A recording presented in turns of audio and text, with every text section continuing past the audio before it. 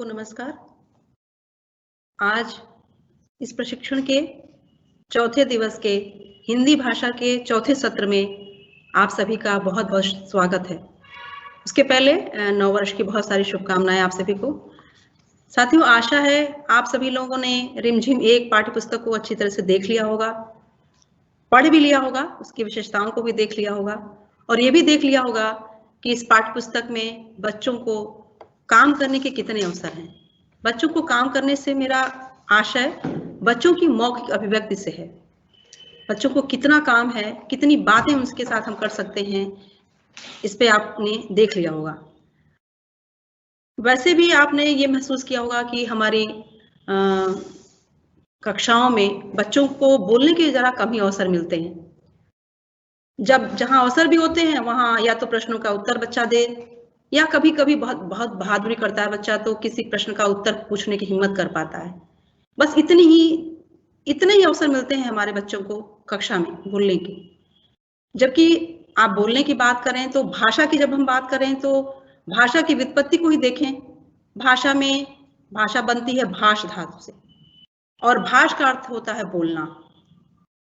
इसी तरह से और भाषाओं में भी, अंग्रेजी में भी देखिए टंग, लैटिन में देखिए लिंगुआ और फारसी में देखिए जुबान। सभी का अर्थ बोलने से है।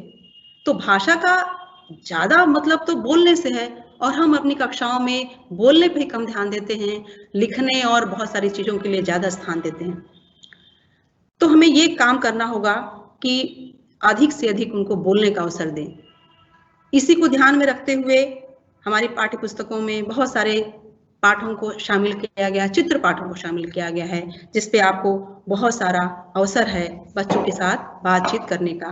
हमारा आज का सत्र है चित्र और चित्रकथा का शिक्षण।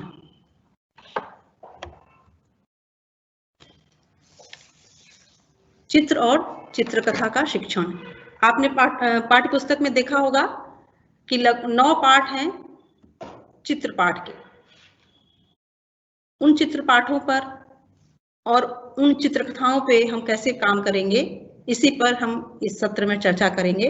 इस सत्र के उद्देश्य हैं चित्रों की मदद से मौखिक भाषा विकास के तरीकों की समझ विकसित करना, चित्र एवं चित्रकथा का शिक्षण तथा मौखिक भाषा विकास में इसकी भूमिका को संदर्भित करना, चित्र तथा चित्रकथा की मदद से बच्चों के अनुभव, चिंतन, तर्क को अभिव्यक्ति में शामिल करने का अवसर देने के तरीकों की समझ विकसित करना। इन उद्देश्यों के साथ हम आगे काम करेंगे। आइए पहले मौखिक भाषा विकास या मौखिक अभिव्यक्ति के विकास का क्या आशय है, इस पर एक नजर डाल लें। इसका आशय है अपनी बात स्पष्ट रूप से कहना। बच्चा अपनी बात को जो चाहता है, वो जो कहना चाहता है, उस बात को स्पष्ट रूप से कह सके, तभी हम कहेंगे कि उसकी मौखिक अभिव्यक्ति का विकास ठीक तरीके से हो पाया है। इसके साथ ही किसी विषय या किसी बात पर अपनी प्रतिक्रिया देना, बच्चा अपने विचार को रख सके। ये नहीं कि जो बात हो रही है चुपचाप, अपने मन में कोई बात भी उमड़ रही है तो उसको बोले ना, वो बोले, अपनी बात को रखे। दूसरे की बात समझना, केवल बोलना ही नहीं है मौखिक भाषा का विकास, बल्कि दूसरे क्या बोल रहे हैं उस बात को समझना भी मौखिक भाषा विकास के अंतर्गत ही आता है। अगला है सुनी हुई बात को अपने शब्दों में बता पाना। अपने किसी भी बात को किसी तरीके से सुना हो, लेकिन वो अपने तरह से अपने शब्दों में उस बात को रख पाए। और जहां उसके मन में कोई जिज्ञासा हो, कोई शंका हो, किसी बात को, कोई बात उसको समझ में नहीं आई हो या कोई दुविधा हो, तो उस पर वो प्रश्न पूछ सके। प्रश्नों को पूछने के साथ साथ ही, सारी बातों को समझने के साथ साथ ही वो निष्कर्ष निकाल सके। जो भी बात उसने सुन रखी है, जो बातें उससे बताई जा रही हैं, उसका वो अपने संदर्भों में निष्कर्ष निकाल सके। अगला है अनुमान लगाना। किसी भी परिस्थिति, चित्र, वस्तु, विषय को देखकर वो अनुमान लगा सके। अगला है अपनी बात को ठीक है। अपनी बात को सिद्ध करने के लिए तर्क देना, एक दूसरे की बातों पर सहमति असहमति देना, नए शब्दों का प्रयोग करना। ये कुछ ऐसे बिंदु हैं जिन पे अगर बच्चा अच्छे से काम करने लगता है, इनको करने में कुशलता प्राप्त कर लेता है, तो हम ये मानने लगते हैं कि बच्चे की मौखिक भाषा का विकास हो रहा है। इसके साथ ही मौखिक भाषा विकास के कुछ तरीके हैं जिन पे हम बात कर लें। कक्षा में हम कौन से काम कराएंगे, किस तरीके के काम कराएंगे जिनसे बच्चों की मौखिक भाषा विकास में मदद मिलेगी। आइए देखते हैं। पहला है बातचीत। बच्चों से बातचीत की जाए और वो बातचीत ऐसे विषयों पर हो जिन विषयों से बच्चे परिचित हों। ये विषय हो सकते हैं घर परिवार, उसके दोस्त मित्र, उसका पास पड़ोस, हाट बाजार, मनपसंद भोजन, खेल खिलौने, वस्त्र, घर की वस्तुएं, उसके घर के आसपास के जो खेत खलिहान हैं, बाग बगीचे हैं, पशु पक्षी, उसकी क्या रुचियां हैं, कौन कौन सी चीज उन्हें अच्छे लगते हैं, कौन से काम उन्हें पसंद आते हैं, किस तरह के माहौल में रहना उन्हें अच्छा लगता है, ये सब बात। और कौन से विशेष त्योहार हैं जिनको मनाने में उसे बहुत मजा आता है।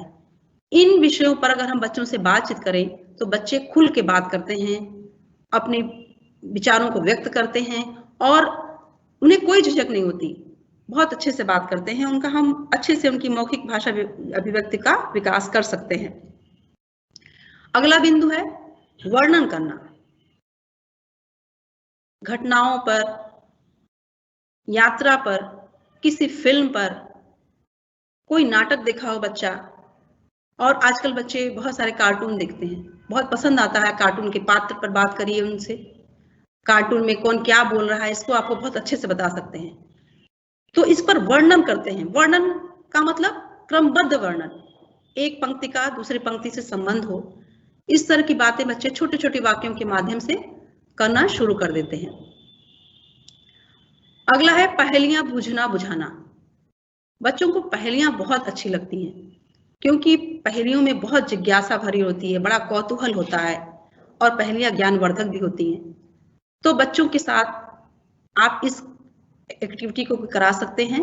बहुत सारी पहेलियां हो सकता है बच्चों के पास भी हों और आप भी इकट्ठा कर सकते हैं, इन पे आप बच्चों से बातचीत कर सकते हैं। अभिनय करना और नकल उतारना बच्चों को बहुत पसंद आता है। आप उनसे किसी भी पात्र का अभिनय करा लीजिए, किसी की बोली की नकल उतरवा लीजिए, इस तरह के काम बच्चे बड़ी खुशी खुशी करते हैं। किसी चित्र पर वर्णन, चित्र दिखाकर आप उस पर बातचीत करें, चित्र बनवाएं भी और उस चित्र पर बच्चे आपस में भी चर्चा करें, आपसे चर्चा करें। इन सब चीजों से भी बच्चों की मौखिक भाषा का विकास किया जा सकता है। प्रश्नोत्तर भी एक बड़ा अच्छा माध्यम है। बच्चा खुल के अपनी बात कहे, आपसे प्रश्न पूछे, आपसे प्रश्न पूछे, केवल आपके प्रश्नों के उत्तर ही न दे। ये एक बड़ा कौशल है। बच्चों कक्षा में आपको प्रयास करना चाहिए कि बच्चों में ऐसा कौशल विकसित करें कि वो आपकी बात सुनने के बाद उस बात पर प्रश्न बनाकर आपसे पूछ सके। अगला है कहानी।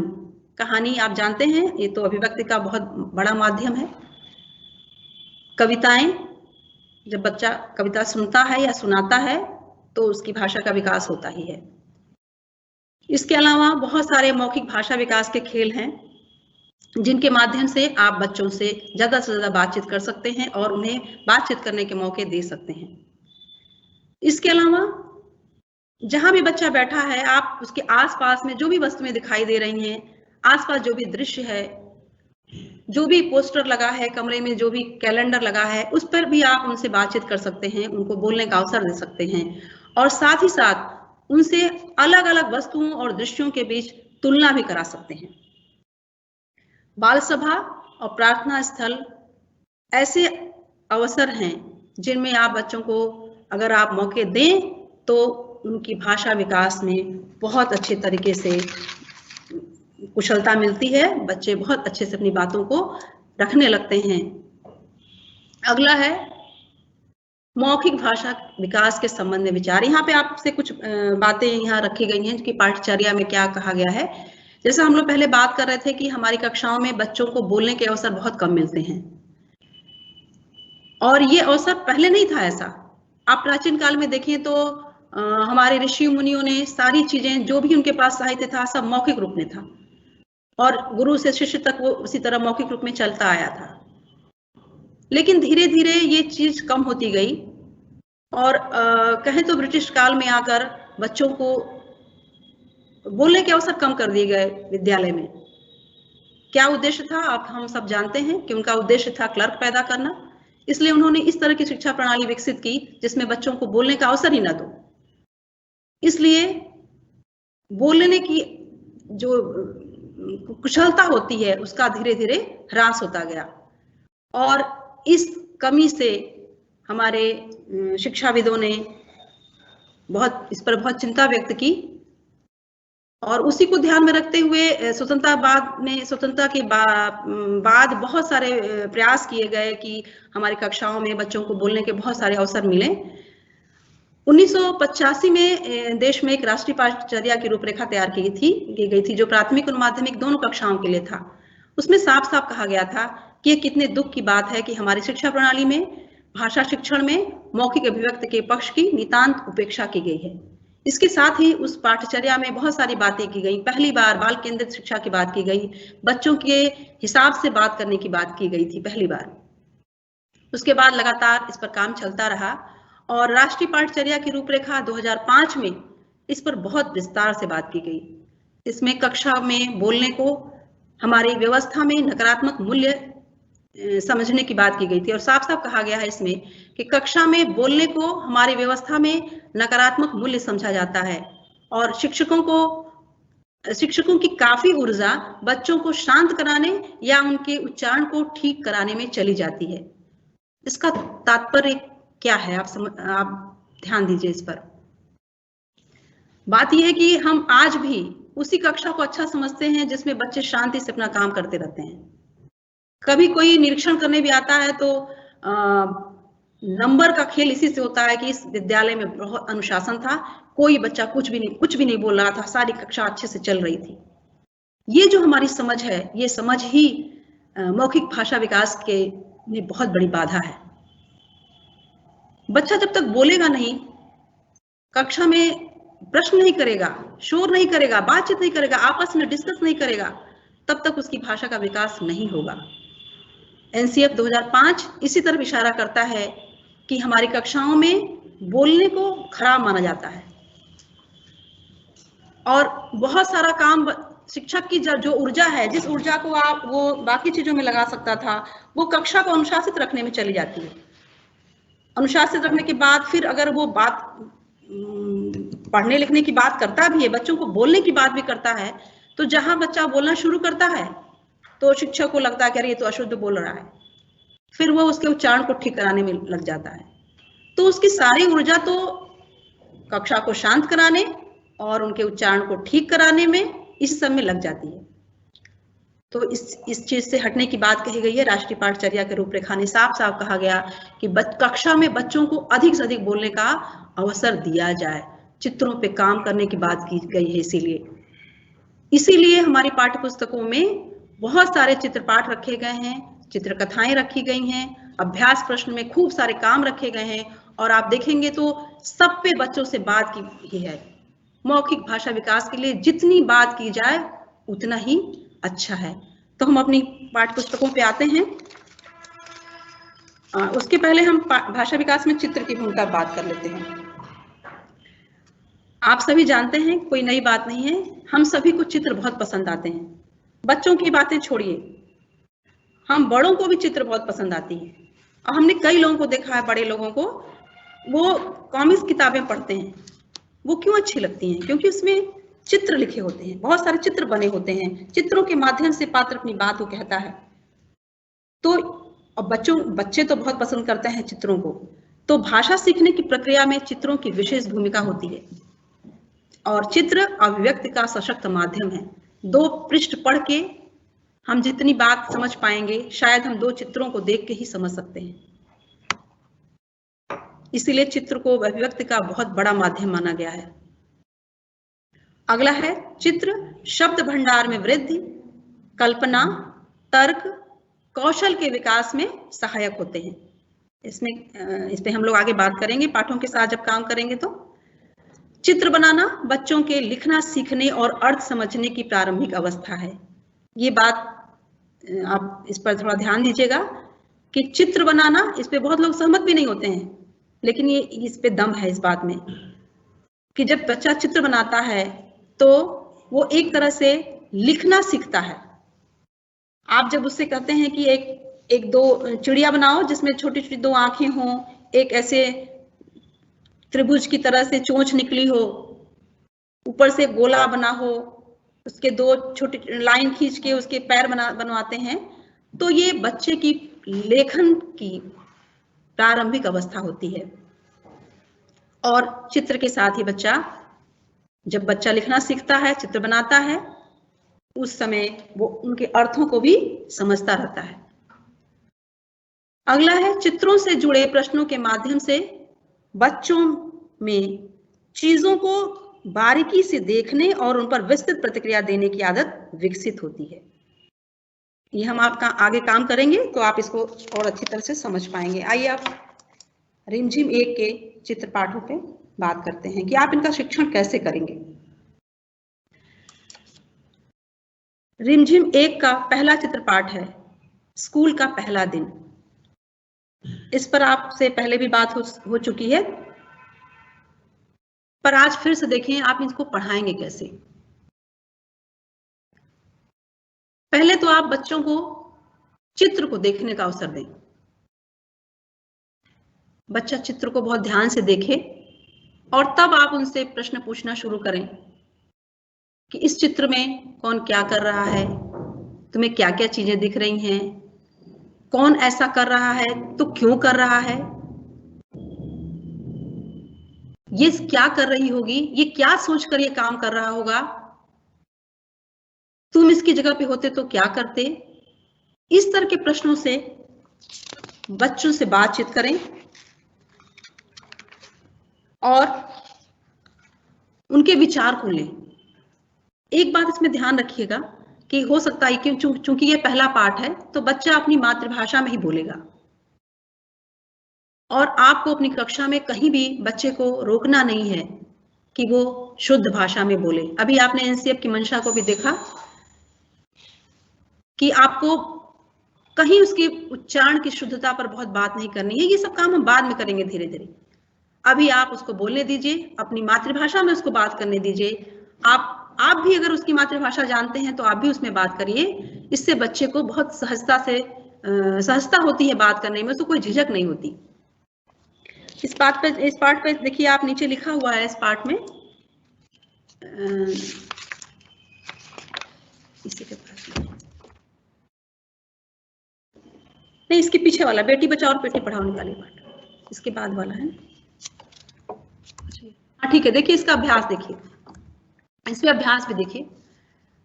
चित्र बनाए हुए हैं और उसके सामने कुछ शब्द लिखे हुए हैं। आपको बच्चों को बोलना है कि चित्र ये मिलाओ। अब देखिए बच्चा पढ़ना नहीं जानता, इसमें आपको थोड़ा उसका साथ देना पड़ेगा। ठेला लिखा है, ठेला और चित्र बना हुआ है। जब आप ठेला बोलेंगे बच्चा तुरंत ठेले की तरफ उसकी पेंसिल चली जाएगी। झूला, झूला बोलते ही वो झूला शब्द से झूले की तरफ निशान लगा देगा। आपको इसके साथ साझा बातचीत करनी पड़ेगी। कई बार जब आप अभ्यास करेंगे तो आपको फिर बोलना, जैसे आप ठेला बोलेंगे या आप जैसे झूला बोलेंगे, बच्चा झूला शब्द को पकड़ लेगा। उसको पढ़ना नहीं आता, फिर भी वो अभ्यास से अनुमान से अंदाज लगा लेता है कि झूला कहाँ लिखा है और वो निशान लगा लेगा। खाली जगह भरो और फिर छुपने की जगहों पर बच्चों की चित्र बनाओ। अगला अभ्यास जो है इसमें देखिए, कुछ एक जगह खाली पड़ी हुई है और वहां पेड़ का चित्र बना है। अब जब बच्चा पेड़ बच्चे से बताइए कैसे लिखा जाता है। हाथ पकड़ के बता सकते हैं, जैसे भी बताइए, बच्चा लिख लेगा। टेबल के नीचे, क्योंकि ये जितनी चीजें बनी हुई हैं ये सब इस पाठ में आ चुकी हैं। अगला है पकड़म पकड़ाई।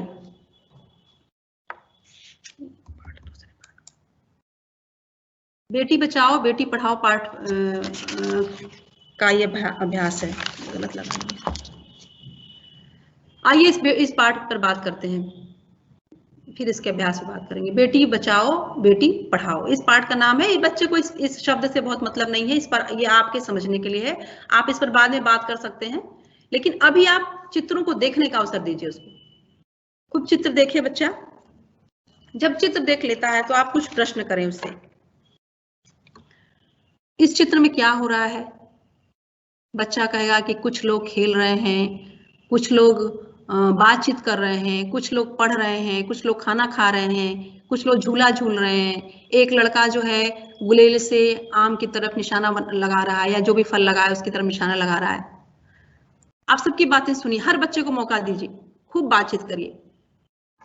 इसके बाद आप नाम भी पूछ सकते हैं कि ये लड़का है, इसका क्या नाम हो सकता है बताओ, या ये लड़की जो रस्सी कूद रही है इसका क्या नाम बताओ, क्या हो सकता है। बच्चा कुछ भी अंदाज से बताएगा, आप उसको काटिए नहीं, ठीक है। वो जो भी नाम बताता है बोलिए हाँ यही इसका नाम है। अब खेल पे बात कर लीजिए। कुछ बच्चे खेल रहे हैं, ये बच्चे जो खेल रहे हैं ये कौन सा खेल खेल रहे हैं? हो सकता है बच्चे को पता हो सकता है ना पता हो। बच्चे को पता होगा तो बताएगा कि हाँ ये उसको कुछ भी बोल सकता है, 3 टप्पा बोल सकता है, गेंद मारना बोल सकता है, कुछ भी, इस खेल का कोई भी नाम बता सकता है जो उसके घर में बोली जाती हो आसपास। आप उसकी बात को काटे नहीं, बोले हाँ यही बोला जाता है। तो आप बताओ इस खेल को तुम्हें खेलना आता है? तो बच्चा बोलेगा कि हाँ आता है या नहीं आता है। तो आप बताएंगे कि अगर आता है तो बताओ कैसे खेला जाता है, कितने लोग इसमें होते हैं, कैसे, पूरी प्रक्रिया आप खेल की पूछ लीजिए उससे, खूब मजे से बताएगा वो। ये लड़कियां कुछ रस्सी कूद रही हैं, इस पे भी बात करिए। हाँ रस्सी तुम लोग कूदते हो, हाँ कैसा लगता है, कितनी बार कूद लेते हो, पैरों को कैसे कैसे उठाते हो या जान अपने आप ही उठ जाते हैं, इस तरह की बात करिए। अब आगे बात करिए। ये 2 बच्चे जो हैं पीछे वो कमरे के पास बैठ के कुछ पढ़ रहे हैं। बच्चे बोलेंगे हाँ पढ़ रहे हैं। हाँ क्या पढ़ रहे हैं? कोई किताब पढ़ रहे हैं। अच्छा ये बताओ उस किताब में ये क्या पढ़ रहे होंगे? तो बच्चा कुछ भी बताएगा, कोई बोलेगा कि कविता पढ़ रहे हैं, कोई कहेगा कहानी पढ़ रहे हैं, कोई कहेगा कुछ चित्र देख रहे हैं। अब इस पर आप बहुत सारी बातें कर सकते हैं। चित्र किस चीज का हो सकता है, तुम्हें चित्र किस तरह के पसंद है, इस तरह की बातें आप उस पर कर सकते हैं।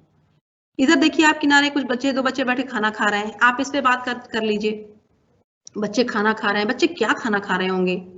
तो बता देंगे बच्चे कुछ भी, रोटी सब्जी खा रहे हैं, कुछ भी खा रहे हैं। अब इस पे आप उनकी रुचियों की बात कर लीजिए कि अच्छा खाना तुम्हें क्या क्या पसंद है, क्या तुम भी टिफिन लेके आते हो स्कूल में, क्या पसंद है, कैसे बनता है वो सब, कोई सब्जी पसंद है, वो सब्जी किस चीज की होती है, कहाँ से आती है, कौन खरीद के लाता है, इस तरह की बातें आप बहुत इसमें अभी गुंजाइश है बात करने की।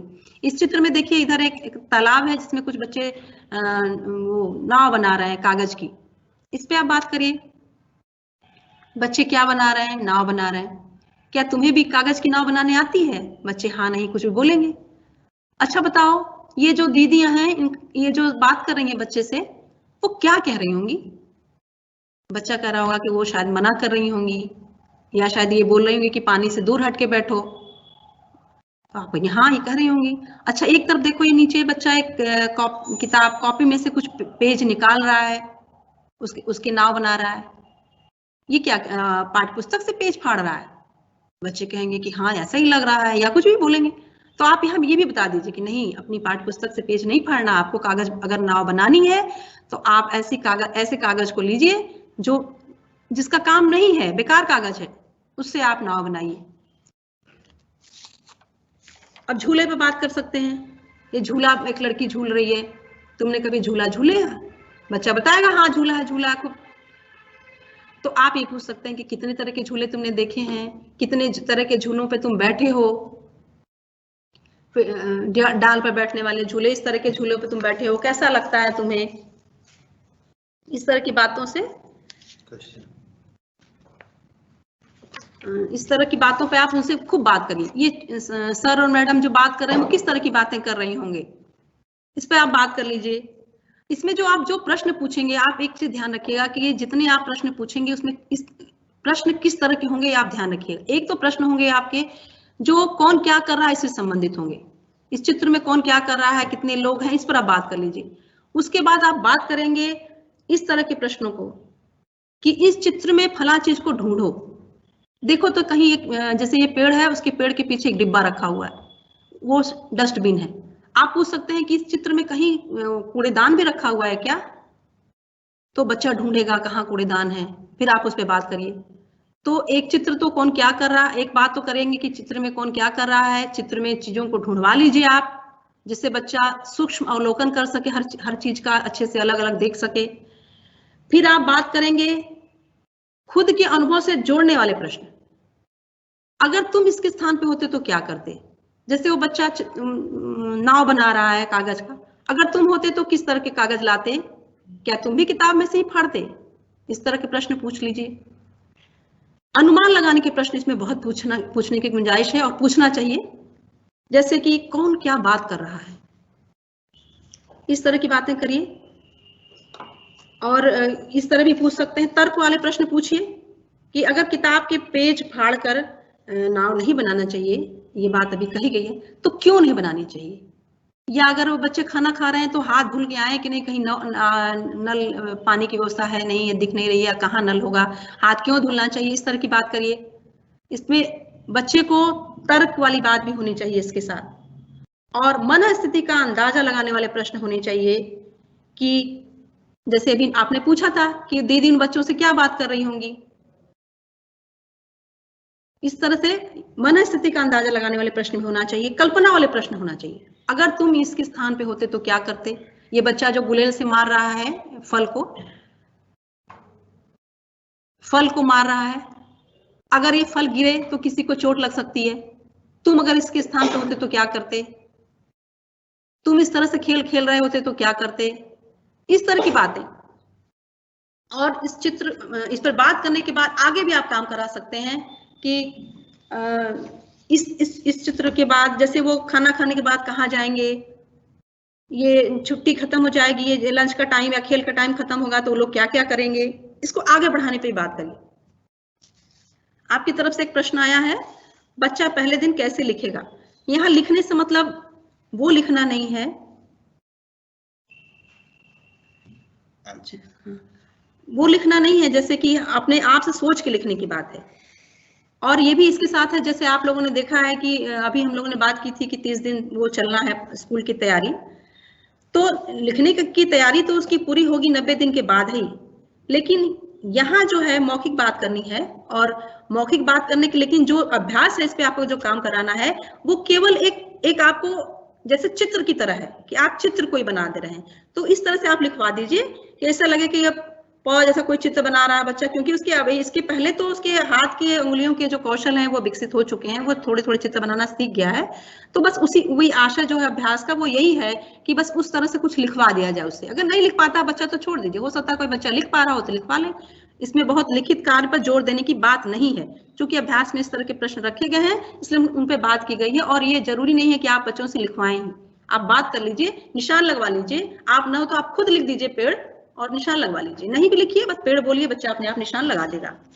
आगे बढ़ते हैं, ये अगला चित्र है, इस चित्र पे भी आपको ऐसे ही बात करनी है। इस चित्र में कौन कौन है, क्या क्या कर रहे हैं, कहाँ पे चिड़िया बैठी है, चिड़िया क्या खाती है, ये कौन सी चिड़िया है, कबूतर को किस चीज की कौन से दाने ज्यादा पसंद हैं, ये छुपन छुपाई का खेल हो रहा है, नहीं कौन सा खेल हो रहा है पूछ लीजिए, इस खेल कैसे खेला जाता है, कौन कौन कहाँ कहाँ छिपा है, इस तरह से प्रश्न आप पूछ सकते हैं। और इसमें आप ये भी पूछ सकते हैं, देखिए आपकी इसकी पाठ्य पुस्तक में लिखा हुई है, इसमें एक प्रश्न पूछा गया है कि सुहानी कहाँ है। ये सूक्ष्म निरीक्षण के लिए प्रश्न दिए, ये चित्र पाठ दिया हुआ है, और इस पे प्रश्न भी आपको ऐसे ही करने हैं कि बच्चों में सूक्ष्म अवलोकन का कौशल विकसित हो, एक एक चीज देख सके बच्चा। ये पाठ केवल सरसरी दृष्टि से आगे बढ़ाने के लिए नहीं रखे गए हैं। प्राय ऐसा होता है कि शिक्षक बहुत बात नहीं करते, उनको लगता है कि जिन पाठों में अभ्यास या कुछ लिखने पढ़ने के लिए है उन्हीं पे बच्चों से काम कराया जाए। ये इस पाठ पे आपको कई दिन काम करना है और बहुत सारा काम करना है। तो आप इस पे अवलोकन कराइए, खूब अवलोकन कराइए। इसमें पूछिए कि देखो सुहानी बिल्ली किधर है, या कहीं नटखट चूहा है? नटखट चूहा नहीं है, लग रहा है नटखट चूहा इस झाड़ियों में छुपा हुआ है। ये पक्षी कहाँ होंगे, कहाँ रहते हैं? ऊपर रहते हैं। किस में रहते हैं? घोंसलों में रहते हैं। घोंसले कैसे होते हैं, किस पक्षी के घोंसले कैसे होते हैं, तमाम चीजें हैं जिस पे आप बात कर सकते हैं। अगले चित्रपाठ में देखिए, ये चित्रपाठ है जिसमें ये विद्यालय का बस स्टॉप का है, बस स्टॉप का चित्र है, बच्चे स्कूल से बाहर निकल रहे हैं। देखिए, बात करिए, इन पे कुछ लिखा भी गया है, इसमें बच्चों से बातचीत करें। इस समय स्कूल में क्या हो रहा है, बच्चे क्या क्या कर रहे हैं, स्कूल के बाहर कौन कौन सी गाड़ियां हैं, बच्चे घर कैसे जा रहे हैं, ये तमाम प्रश्न है।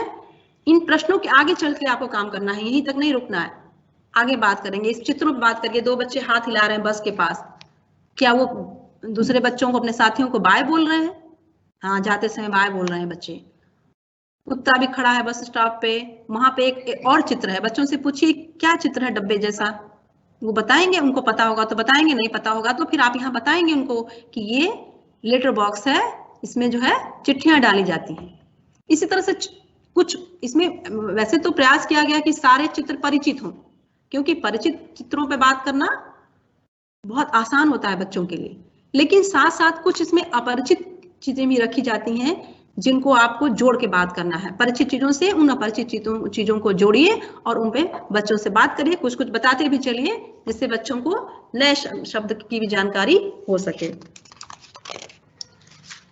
इसमें अभ्यास है, देखिए, चूंकि ये पाठ जाने वाला था, साधन के बारे में बात थी, तो ऐसे ही इसमें पूछा जा रहा है कि घर कैसे जाओगी। अब चित्र बना है रिक्शे का, साइकिल का और बस का और पैदल, 4 चित्र हैं। अब बात करिए बच्चे से, तुम कैसे जाओगी? बताएगा कि मैं पैदल जाता हूं, या जो उसको पसंद हो बोलो।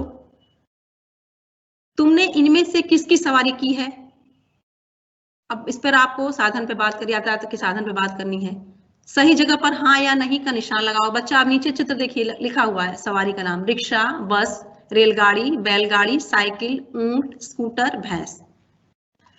बच्चे से पूछना है मैंने सवारी की है, मैंने सवारी नहीं की है। अगर बच्चे ने कहा कि हाँ रिक्शा, बच्चे ने सवारी की है, तो आप बोलिए टिक लगाओ। नहीं की है, अच्छा क्रॉस कर दो। बस की सवारी तुमने की है, बच्चा खूब खुशी से लगाएगा, हाँ टिक लगा देगा।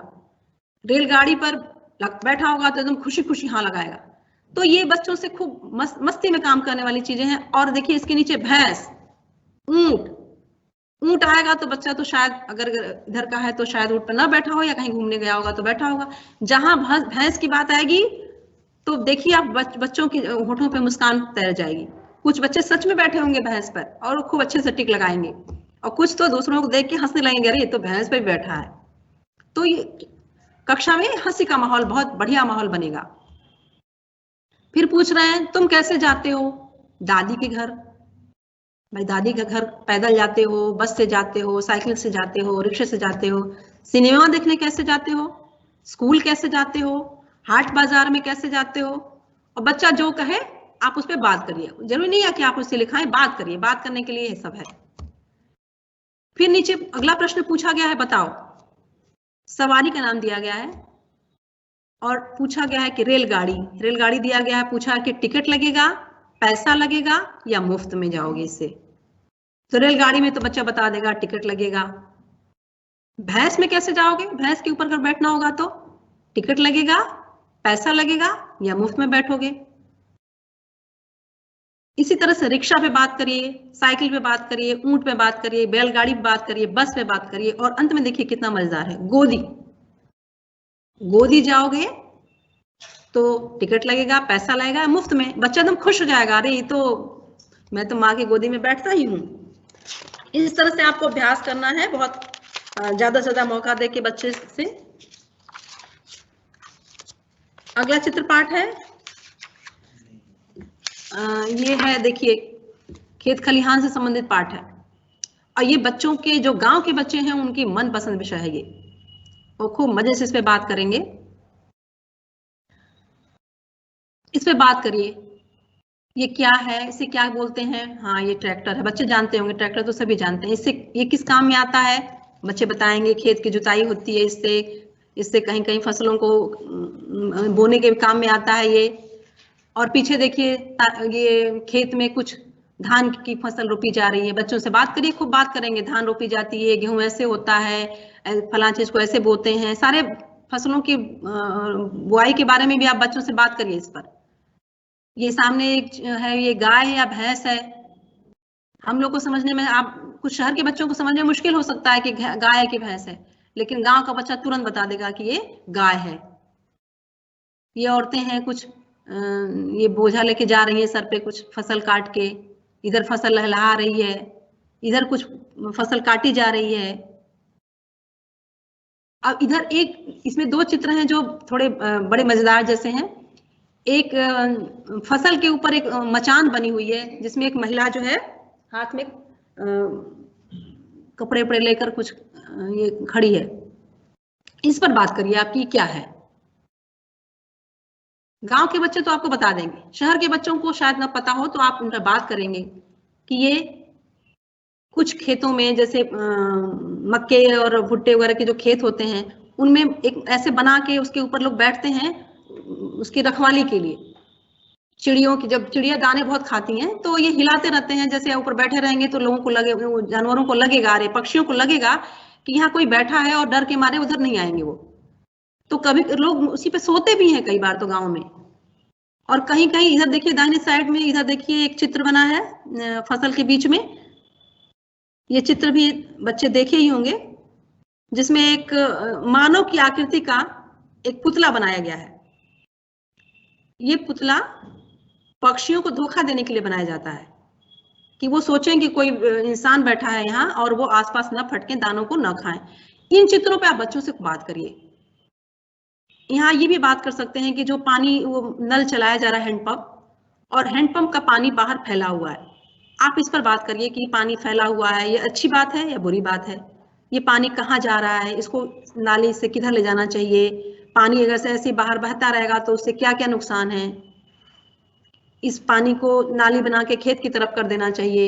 ये मकान किस तरह का है, झोपड़ी बनी हुई है, मकान कितने प्रकार के होते हैं और कौन कौन चीज, किस किस तरह के तुमने मकान देख रखे हैं, किस किस चीज से बनते हैं, इस पर आप बात करिए। ये बिजली के खंभे कुछ दिखाई दे रहे हैं, ये क्या है, ये क्यों लगाया जाता है, आप इस पर बात बच्चों से करिए। जितनी बात आप करेंगे उतना ही बच्चों में मौखिक भाषा का विकास होगा।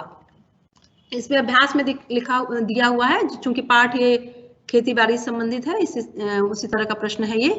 नीचे क्या ऊपर क्या, गन्ना जमीन के ऊपर उगता है और मूली नीचे, सही जगह पर कुछ और चीजों के चित्र बनाओ।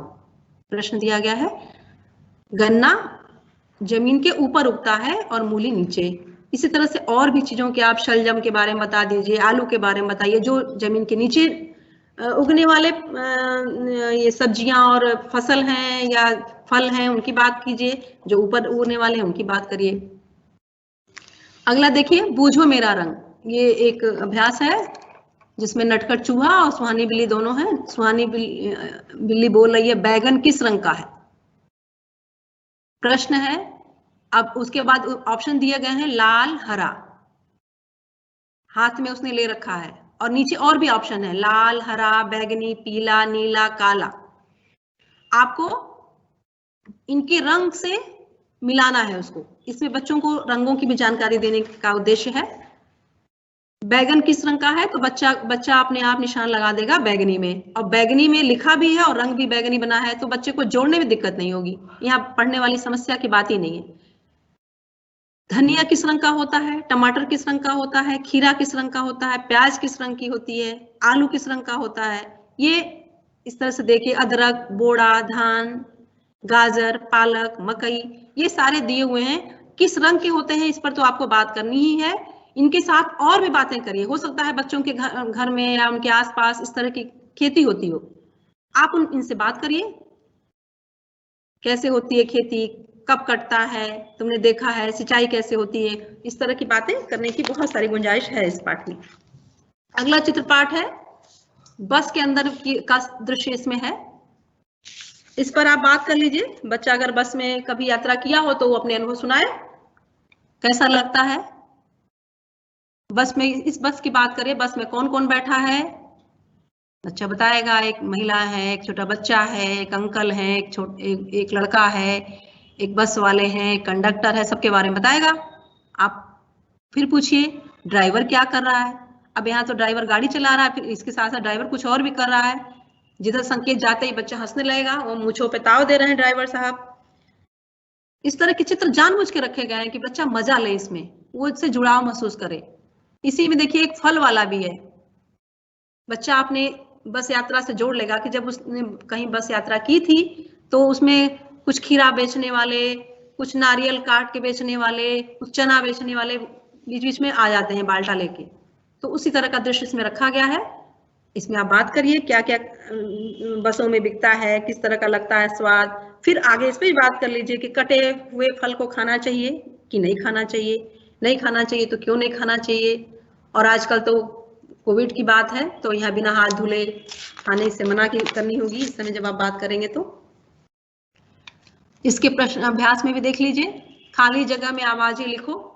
भूपू की आवाज कैसी होती है, सीटी की आवाज कैसी होती है, बस की आवाज कैसी होती है, रोता हुआ बच्चा कैसी आवाज करता है, इस पर बात कर लीजिए।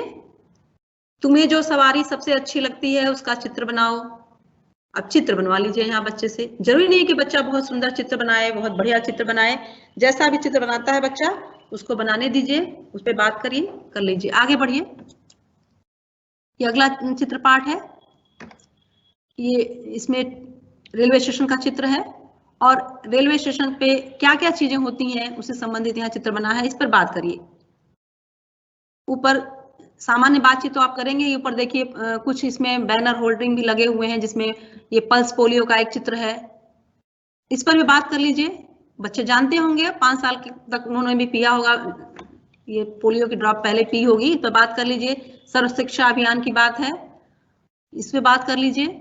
इधर रेलवे स्टेशन पे किताबों की दुकानें भी होती ही हैं, उन पे किताबें बिकती हैं, इस पर बात करिए कि कौन कौन सी किताबें तुम्हें अच्छी लगती हैं, किस तरह किताबें अच्छी लगती हैं, तुम्हारे घरों में कौन कौन सी किताबें आती हैं, मम्मी पापा क्या पढ़ते हैं, समाचार पत्र आता है, इस पर बात कर लीजिए। खाने की चीजें बिक रही हैं, इधर चाय वाय बन रही है, उस पर बात कर लीजिए। रेलवे स्टेशन पे ये टीटी हैं, टीटी क्या करते हैं, टिकट कहाँ से लाते हो, ये टीटी टिकट चेक करते हैं, क्या करते हैं, समय ये एक कुली भी है, कुली क्या करता है, ये सारी बातें आप इस पर कर लीजिए। अगला रसोई घर का है। रसोई घर में देखिए चित्रों पे बात करिए। इसमें माता जी क्या कर रही हैं, दादी क्या कर रही हैं और बच्चा क्या कर रहा है। दादी इसमें एक नया काम कर रही हैं। अभी तक जो हम लोग अभी तक जानते थे कि दादी को केवल पोथी उथी पढ़ना रहता है, रामायण पढ़ना रहता है, पर यहाँ दादी क्या कर रही हैं, इनके हाथ में शीशा है, दादी खुद को निहार रही है और लड़का भी काम कर रहा है, चावल चुन रहा है।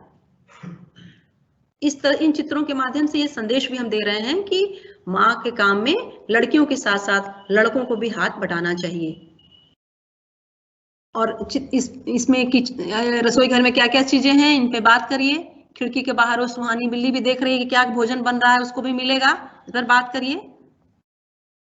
और ये जो चीजें हैं, घर की वस्तुएं हैं, इनका क्या नाम है, इनका क्या प्रयोग है, चिमटे का क्या प्रयोग होता है, रोटी कैसे बेली जाती है।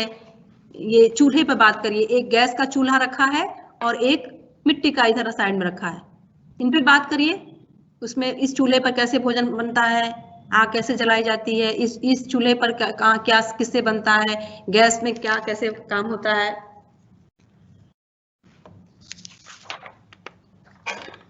देखिए आप लोगों की तरफ से ये प्रश्न आ रहा है बार बार कि बच्चा लिखेगा कैसे। अभी हमने इस पर बताया था, बात थोड़ी सी की थी कि अभी शुरू के अगर जो चित्रपाठ शुरू में आ रहा है, जैसे पहला चित्रपाठ है, वहां तो निश्चित रूप से बच्चा कुछ नहीं लिख पाएगा, लेकिन ये चित्रपाठ लगातार नहीं है, इनमें काफी अंतर है, हो रहा है। एक चित्रपाठ के बाद हो सकता है दूसरा पाठ कुछ दिनों बाद आए, तो इस बीच में थोड़ा थोड़ा जो आपका ये 90 दिन की जो आपकी ये तैयारी चल रही है, स्कूल की तैयारी, जो ब्रिज कोर्स वाली बात हुई है, जिस पर कल चर्चा हुई है अच्छे से कि कैसे बच्चा वर्ण लिखेगा और कैसे धीरे धीरे उसको हम पढ़ना सिखाएंगे, वो बात हो चुकी है। तो आपको तुरंत नहीं लिखवाना है, आपको धीरे धीरे लिखवाना है, आप बच्चे को टाइम दीजिए।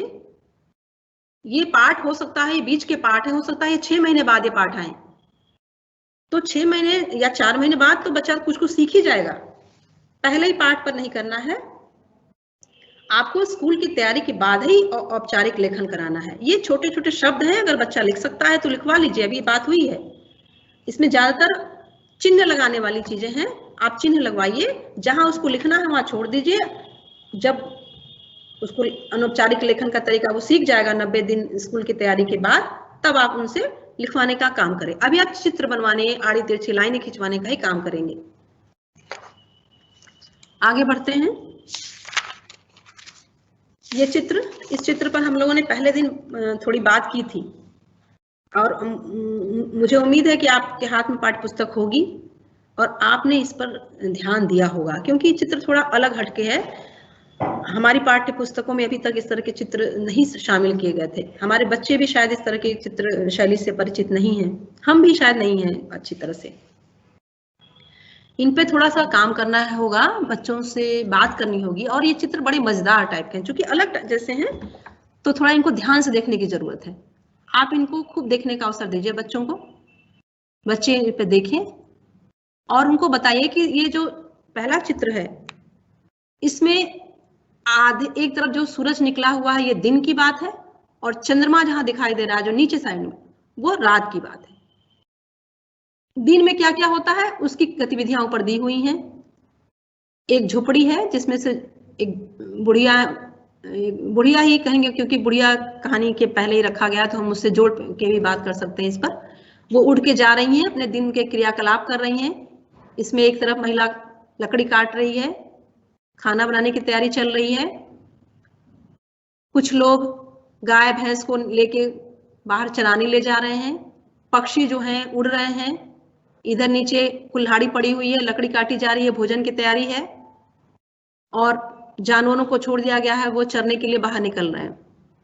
जैसे इसके नीचे वाले चित्र में, उसी में नीचे जो चित्र बना है उसमें देखिए, ये रात्रि का दृश्य है। इसमें उस झोपड़ी में वो बुढ़िया दादी सो चुकी हैं, आराम कर रही हैं। सभी लोग वापस अपने घरों की तरफ आ रहे हैं। महिलाएं सामान खरीद के थैले लिए हुए वापस आ रही हैं। पक्षी जो है वृक्षों पर बैठ गए हैं। खाने पीने की तैयारियां चल रही हैं। और नीचे एक चित्र, इस चित्र में हमें ये ध्यान से देखिए, ऐसा लग रहा है कि जैसे गांव में पहले चक्की पीसी जाती थी, गेहूं पीसा जाता था, जाता चक्की कुछ कहा जाता था उसको, उस तरह की चीज है। दो महिलाएं मिलके इसमें कुछ अनाज डाल रही हैं और पीस रही हैं, ताकि ये सुबह फिर से भोजन बना सके। तो ये रात्रि में ही पहले भी हुआ करता था, उसी को ही प्रदर्शित कर रहा है ये चित्र। इस पर आप बच्चों से बात कर लीजिए, लोक संस्कृति के बारे में, इस सब इन पर उनको बता दीजिए कि ये सब चीजें क्या है, कैसे हुआ करता था, इस पर बात कर लीजिए आप। दूसरा चित्र भी इसी शैली में है। ये महाराष्ट्र की वर्ली शैली में चित्र बना हुआ है। दूसरे चित्र में भी इसी तरह के चित्र हैं, उसमें भी यही है। कुछ लोग कुएं से पानी निकाल रहे हैं, देखिए कुआं बना हुआ है, दो महिलाएं रस्सी से उसमें मटके डाल के निकाल रही हैं। और कुछ जानवर बंधे हुए हैं खूंटी पे, वो उसमें अपने जहां बांधा जाता है उनको। नीचे देखिए धान की रोपाई हो रही है। आप बात करिए बच्चों से, क्या फसल है, कि कौन सी फसल हो सकती है। कुछ और भी बोलेंगे, वो जो भी बोलने दीजिए। और एक बीच में झोपड़ी जैसा बना हुआ है जिसमें महिला सो रही हैं, और उसमें ऊपर पालना बना हुआ है। अभी भी आप देखेंगे आदिवासी या जो खानाबदोश लोग होते हैं, उनके पालन इसी तरह के होते हैं, जिसमें कि वो कपड़े से बांध देते हैं और बच्चे उसमें झूलते रहते हैं। वही यहाँ दिखाया गया है। इधर ऊपर बाएं तरफ देखिए खाना बन रहा है बकायदे झोपड़ी में, आग जल रही है, ऊपर बड़ा सा पतीला रखा हुआ है, एक महिला बना रही है। उसके नीचे महिला शायद वो फूलों में पानी डाल रही है। कुछ वहाँ पक्षी हैं जो वहाँ दाना वाना खा रहे होंगे फूलों के आसपास। इस तरह से बहुत कुछ कहने को है। आप 2-2 दिन बात करिए इन चित्रों पर। ये बच्चों को जितना ज्यादा अवसर दें, जितना बच्चों से बुलवाएं। उबिएगा नहीं कि एक ही बात हम क्यों बार बार बोल रहे हैं, बिल्कुल उबना नहीं है, खूब आराम से बात करनी है। तो चित्रकथा, अब हम आगे बढ़ते हैं। चित्रपाठ पे हमने बात की, अब चित्रकथा का आपके इसमें रिमझिम में एक पाठ चित्रकथा का भी रखा गया है, उस पर हम बात करेंगे। चित्रकथा की एक विशेषता होती है कि इसमें कम से कम 2 या 4 छोटी घटनाएं अवश्य होती हैं, और जो भी घटनाएं होती हैं उनमें आपस में क्रमबद्धता होती है। घटनाओं का सदैव एक रोचक अंत होता है और घटनाओं के अनुसार कथा का एक शीर्षक अवश्य होता है। ये विशेष मतलब एक बहुत आवश्यक ये चीजें हैं जो होती ही होती हैं चित्रकथा में। आइए इस पाठ पर देखते हैं। आपकी पाठ्य पुस्तक में एक पाठ चित्रकथा का रखा गया है जिसका नाम है आम की कहानी। इस चित्र को देखिए, इस पे आप बच्चों को खूब देखने दीजिए। बोलिए बच्चों, देखो ये कुछ चित्र हैं, इसमें क्या है, कैसे है, कौन है, खूब ध्यान से देखो। बच्चे इसको देखें। एक इसमें कितने पात्र हैं? एक तो लड़की का चित्र बना हुआ है, कौवा है, एक पेड़ है जिसमें एक आम लटका हुआ है, एक लड़का है, गिलहरियां हैं और एक पथिक है। तो ये बच्चा देखे और आप भी देखिए। आपको 2 मिनट का समय दिया जाता है इसके लिए। आप इस चित्र को देखकर अपने मन में कोई कहानी बनाइए। इस चित्र के आधार पर आप एक कहानी बना लीजिए। 2 मिनट का टाइम है। अगर आप सोच लीजिए, बनाइए मतलब सोच लीजिए आप।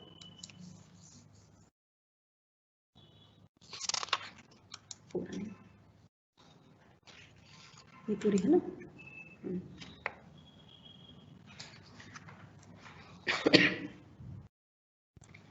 कोई कहानी बन गई होगी अब आपके मन में।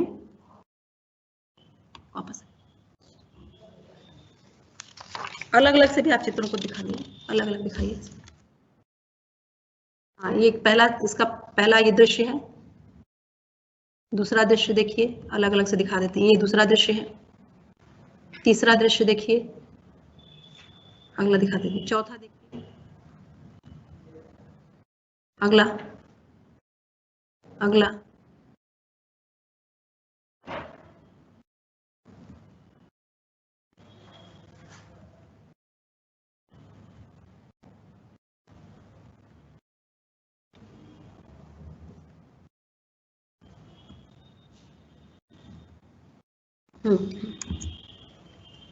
आपने देख लिया, कुछ आपके मन में आ गया होगा। अब आपसे कहा जाए कि आप कहानी सुनाइए। अभी तो हम लोग आमने सामने है नहीं, तो आप ठीक है, आप जो भी सोचे हो ठीक है, मैं ही सुना देती हूँ। मेरे दिमाग में जो कहानी है मैं ये सुनाती हूँ आपको। एक बार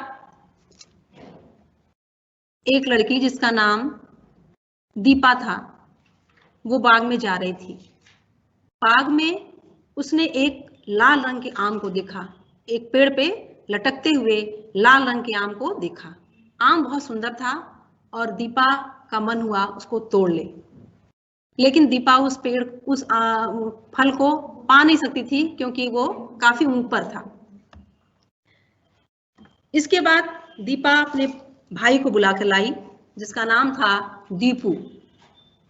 दीपू को उसने दिखाया कि भैया मुझे ये आम चाहिए। और ये इन लोगों की बातचीत के बीच में देखिए, एक साइड में एक जो कौवा था वो लगातार, वो भी उसका भी ध्यान इस आम पर ही था। दीपू गया और उसने अपने घर से अपनी गुलेल उठा के लाई और गुलेल से उसने आम की तरफ निशाना लगाया।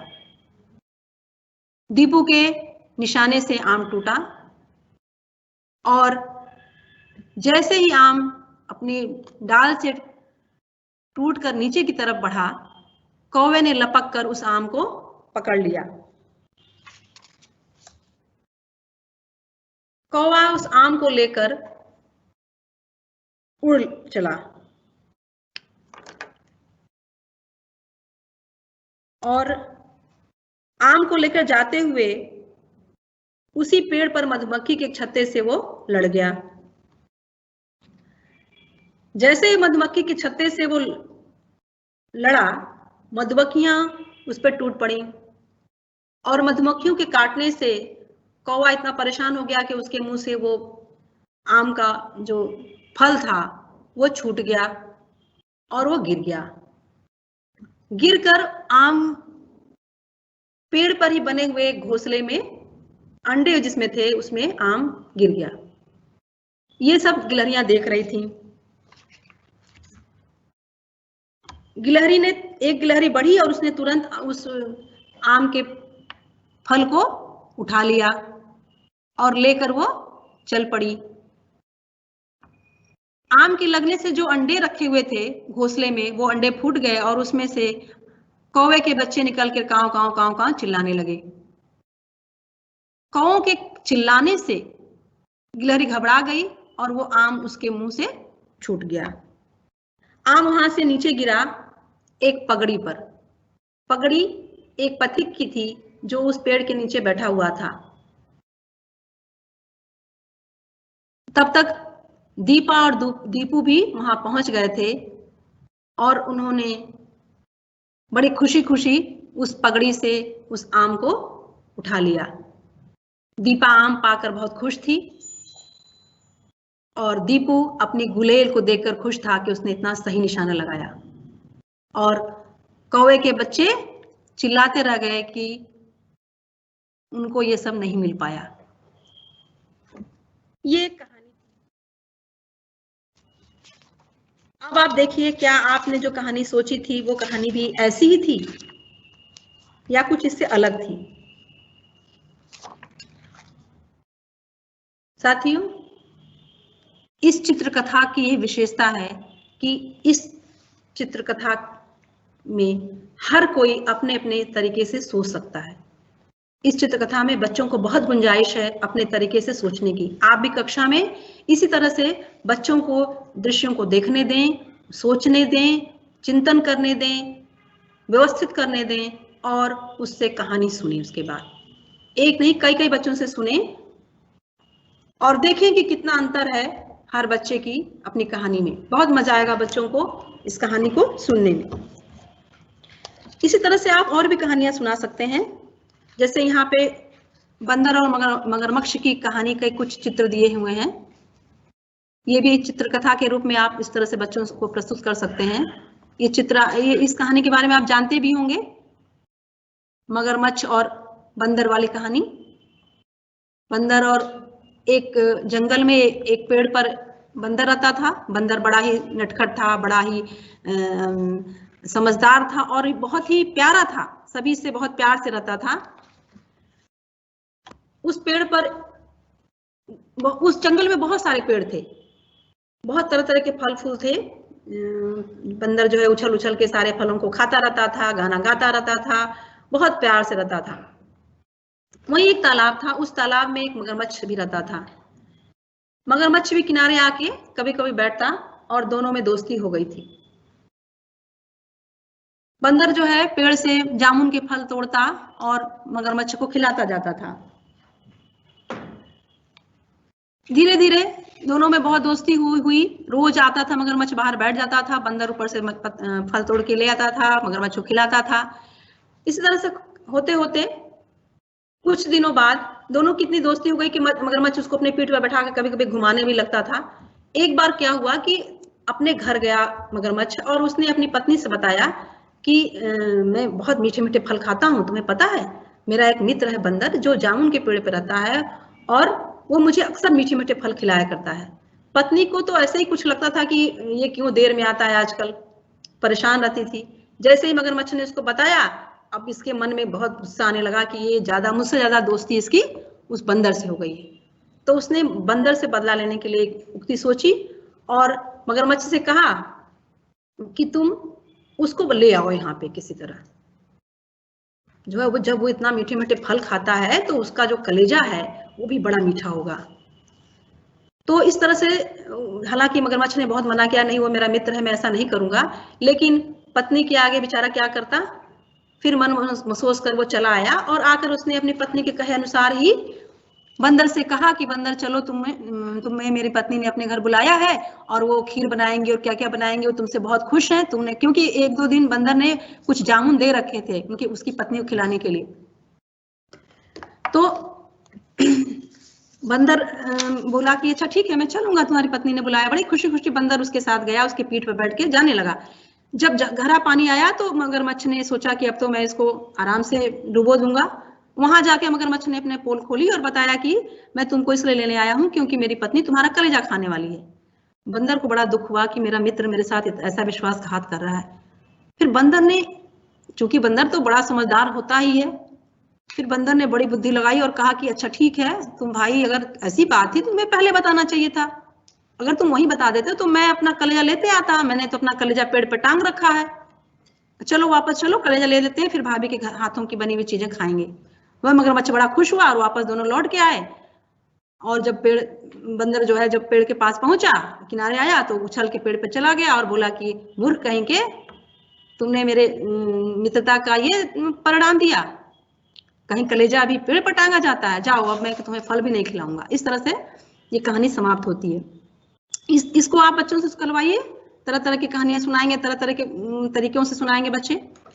और लास्ट में आप और भी जो कार्ड है, इस तरह फ्लैश कार्ड वगैरह, चित्र कार्ड ऐसे करके और भी कहानियां सुना सकते हैं बच्चों को।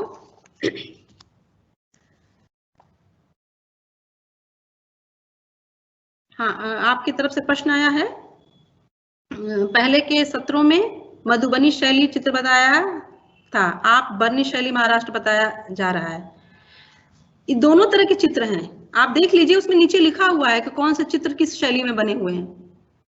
जहां पे वो लिखा होगा कि मधुबनी शैली के हैं, वहां मधुबनी शैली लिखा होगा, जहां महाराष्ट्र का होगा वहां महाराष्ट्र की बरनी शैली लिखी हुई है। और देखिए पृष्ठ 119 पे ये है उड़ीसा की पट्ट शैली का चित्र बना हुआ है।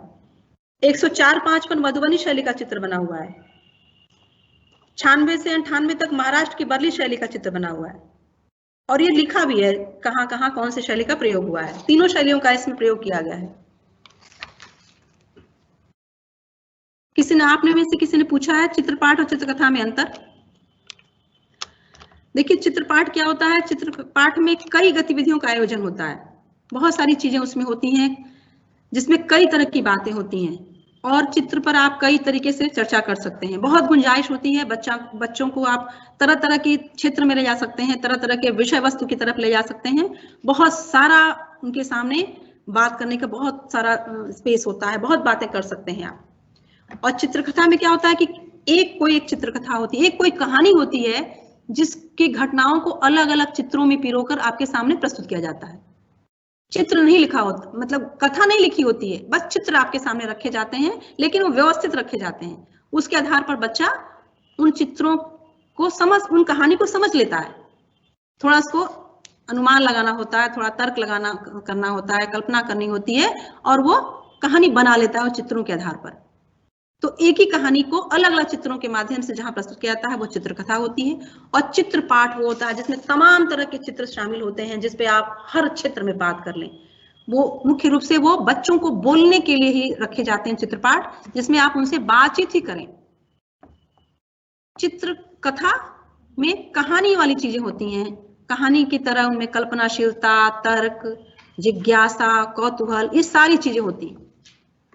आपकी रिमझिम में एक ही पाठ है चित्रकथा का, आम की कहानी, लेकिन आप और भी बहुत सारी चित्र कहीं कहीं से आप चित्र कहानियां लीजिए। कैसे आप बनाएंगे, जैसे देखिए आप चाहे तो आप खुद ही बना लें, कोई बच्चा आपकी कक्षा में अच्छा बनाता हो, दूसरे किसी क्लास में, बड़ी क्लास में उससे बनवा लें, या आप कहीं पत्रिकाओं से काट कर किसी पेपर पे चिपका लें।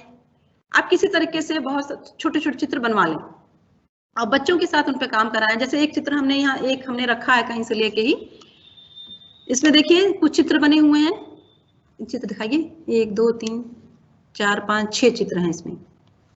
6 चित्र आप देख लीजिए ध्यान से, और आप देखते ही कहानी बना लिए होंगे। अब तक आप तो बना सकते हैं, बच्चों को थोड़ा समय लग सकता है, आप उनसे बनवाइए, इस पर बातचीत करिए। इसमें पहला देखिए, पहला जो दृश्य है वो दृश्य है क्या, एक पेड़ है और एक व्यक्ति कुल्हाड़ी लेकर पेड़ काटने जा रहा है।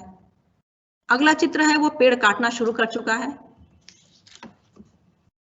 तीसरे चित्र में है पेड़ काटते काटते वो धूप के कारण, धूप बहुत तेज, देखिए सामने धूप, सूरज की रोशनी बनी है, सूर्य बहुत तेज लग रहा है और उसको धूप के कारण वो थक गया है, पसीने से लथपथ होकर बैठ गया है। अगले चित्र में दिखाया है, नहीं इसी चित्र में धूप लग रही है उसको, लेकिन वो छाया में बैठा हुआ है, कुल्हाड़ी रख के आराम से बैठा हुआ है। अगले चित्र में क्या है कि तब तक वो पेड़ को काट चुका है और अब सूर्य की रोशनी और तप रही है। अब तो उसके पास छाया भी नहीं है, वो एकदम बेचैन है, पसीना पोंछ रहा है और पड़ा हुआ है। अगले चित्र में दिखाया गया है, 2 बच्चे आते हैं। ये बच्चे हमारे अपने परिषदीय विद्यालयों के बच्चे हैं। ये आते हैं और उस जो लकड़ी काटने वाला है उससे बात करते हैं कि आप इतना परेशान हो, धूप इतनी तेज लग रही है, क्यों लग रही है? आप सोचो, आपने जब तक ये वृक्ष खड़ा था आप इसकी छांव में बैठे थे, आराम कर रहे थे। अब आपने इस वृक्ष को काट दिया है, इसलिए धूप आपको बहुत तेज लग रही है।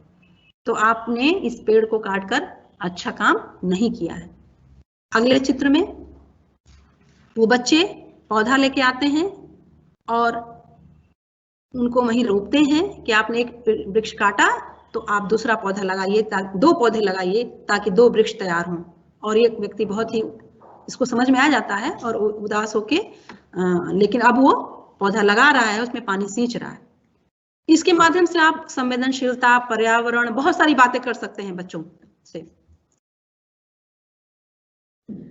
आपका प्रश्न आया है बंदर और मगरमच्छ वाली कहानी रिमझिम में नहीं है। हाँ, ये कहानी नहीं है, ये हमने जानबूझ के आपको रखा था दिखाने के लिए कि आप इस तरह की कहानियां और इकट्ठी करें, आप फ्लैश कार्ड इस तरह से बनवाएं और उन पर बच्चों से बात करें। एक चित्रकथा के साथ और भी चित्रकथाएं दें ताकि बच्चों को और अच्छा लगे और उनकी भाषा विकास उनका और ज्यादा विकसित हो। आप जो है इस कहानी का शीर्षक भी बच्चों से लिखवाएं। इस कहानी में हमने शीर्षक नहीं दिया है, आप अभी लिख लें। आप चाहें तो इसका शीर्षक बनाएं और चैट बॉक्स में अभी लिख दें। कहानी पे बात हो चुकी है, आप शीर्षक लिखिए। अगला तब तक अपने इस चित्रपाठ और चित्रकथा के शिक्षण में कुछ ध्यान देने योग्य बातें हैं जब आप भाषा विकास की बात कर रहे हो, क्योंकि ये पाठ हमारे भाषा विकास के लिए ही रखे गए हैं। तो आप 2-4 बातों पर ध्यान दें। अशुद्धता की ओर ध्यान न देकर प्रवाह के साथ बोलने के लिए प्रोत्साहित करें। जब बच्चा, हम लोगों ने पहली बात कर ली थी कि बच्चे जो आते हैं तो मातृभाषा में बात करते हैं और अशुद्ध भी बोलते हैं, कई शब्दों के उच्चारण वो गलत करते हैं। तो आप कभी भी बच्चों को रोके नहीं, उनको अपनी बात बेझिझक बोलने दें। वो गलत बोल रहे हैं, बोलने दें, उनको बिल्कुल टोके नहीं बीच में। स्वयं अच्छी तरह बोलें, यानी आप जो उच्चारण कर रहे हैं वो शुद्ध होना चाहिए। अगर बच्चा सलीके से कोई बात नहीं कर रहा तो आप टोके नहीं, आप हमेशा सही तरीके से बोलेंगे तो देखते देखते वो सीख जाएगा। बच्चे को तुरंत मानक भाषा पर नहीं ले आना है, आप इस पर जरूर ध्यान दीजिए, क्योंकि प्रायः कक्षाओं में ये हम करते हैं। जैसे बच्चा गलत बोलता है, हम जाइब, तो हम बोल देते हैं नहीं जाइब नहीं, जाना बोलो। तो ये मत लाइए, मानक भाषा पर आपको धीरे धीरे लाना है, आप दूसरी तीसरी तक लाइए। अभी आप बिल्कुल मत टोकें। किसी बच्चे को हतोत्साहित न करें कि ये सही नहीं बोला, तुम तो बोल ही नहीं पा रहे हो, ये इतना अच्छा बोल रहा है, इस तरह की बात कभी ना करें। नहीं तो बच्चा हतोत्साहित एक बार हो गया तो जीवन में कभी भी वो नहीं बोल पाएगा। कभी भी अशुद्ध चीजों पर टोका टोकी न करें। कहीं कुछ आपको लग रहा है कि यहाँ होना चाहिए तो बाद में बोलने का अभ्यास करा दे। हो सकता है बच्चा उस समय तुतलाता हो या अभी उसके बोलने में कुछ कमी रह गई हो, तो आप उसको धीरे धीरे बाद में सही कराएं। अब आइए आज के काम पर। आज का काम आप ले लीजिए। रिमझिम 1 में समाहित चित्रपाठों एवं चित्रकथा के नाम और विषय वस्तु को लिखिए। किसी एक चित्रपाठ पर आप बच्चों से क्या क्या बातें करेंगे लिखिए। रिमझिम 1 की किसी एक कहानी को चित्रकथा या स्केच के माध्यम से चित्रकथा के रूप में परिवर्तित कीजिए। जैसे भी आप बना सकें, आप लाइन खींच के बना दें, चिपका के बना दें, स्केच बना सकें, कैसे भी उस कहानी को आप चित्रकथा के रूप में परिवर्तित कीजिए। अपनी कक्षा में बच्चों की मौखिक अभिव्यक्ति क्षमता के विकास के लिए आप क्या करेंगे, आप इसको लिख डालिए। इसको लिखकर आप संबंधित डाइट में आप भेज दीजिए। और कुछ प्रश्न हैं?